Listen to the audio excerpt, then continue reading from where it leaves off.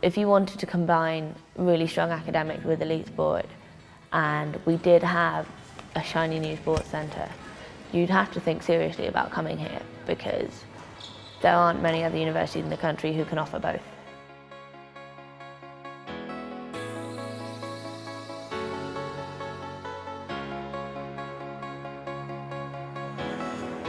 Stage 1 of the development focuses on a second sports hall with a new activity room and connecting rooms and changing rooms. The new facilities are trying to encompass all new technologies, having a glass floor with LED lines accommodating the different sports we have.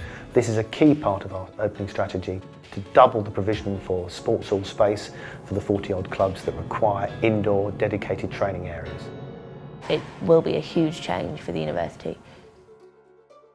Iffley Road, of course, was the basis for the university to invest in facilities in 1966 and a few years afterwards to provide central indoor facilities for the best students from the colleges to come and play in sports that the colleges could not provide for. Well, I'd say the weird thing about being Oxford for me is that you go to this place that everyone says is one of the best universities in the world. The sports facilities were poor. The biggest challenges we face is that it's a reflection on the student numbers, the number of people who want to play these sports. We have 45 different sports now who want to play indoors. We don't have the facilities to cope with the demand. In order to give one sport more time, you have to cut back from another sport, and that's not really fair on anyone. We do not compare favourably with any of the top 20 universities, either in the Russell table or in the universities table for sport. Do Cambridge have better facilities than you do? Yes. Cambridge, I think, recently redeveloped their sports hall and it's really nice at the moment. It's really big.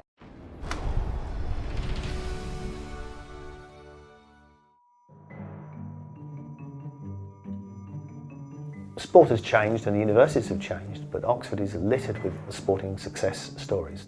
Oxford's always had an amazing history of sport, an amazing sporting pedigree. 160 plus Olympians, many gold medalists. It's one of the oldest rugby clubs in the world. The boat race, one of the oldest sort of continually running sporting events in the world. It's been the model on which every other university in the world has been built. In fact, I think Oxford's even won the FA Cup at some stage in its history.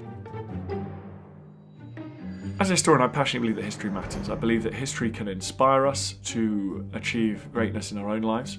And so one small example of that is that when you're going and doing sport at Oxford, you walk past the running track on which Roger Bannister broke the 4-minute mile. Scientists and people within the sporting world felt that the breaking of that record was impossible. So Roger, not only as an athlete, but as a scholar, believed it could be done.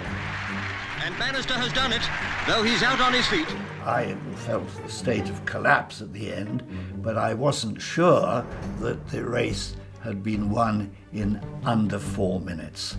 And I had to wait for the announcement.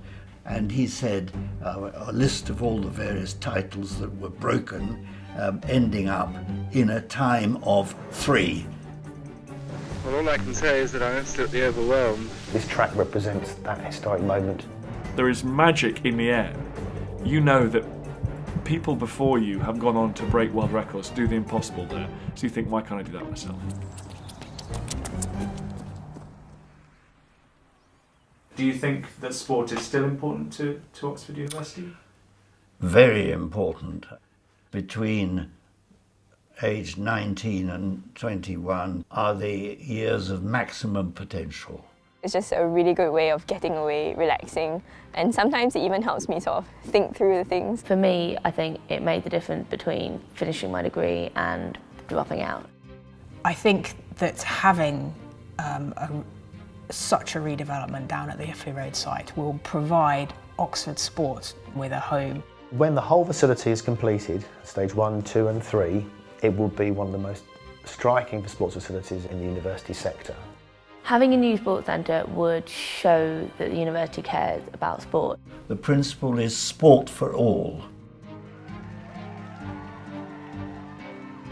People who want to donate to Oxford have plenty of different choices. For me, if I look back at my time at Oxford and then my cricket career, I can see a direct link between the opportunities that I had at Oxford and then what I subsequently went on to achieve. So I think that that is perhaps something that we can all do as alumni, is look back at the things that made the difference for us from Oxford. Oxford University gave me everything I have today. It gave me absolutely everything I have. want in the future for generations to have the same opportunities that I had and to go on and try and influence the world for the better. And I'm certain one day this new sports hall will allow Oxford to regain the FA Cup.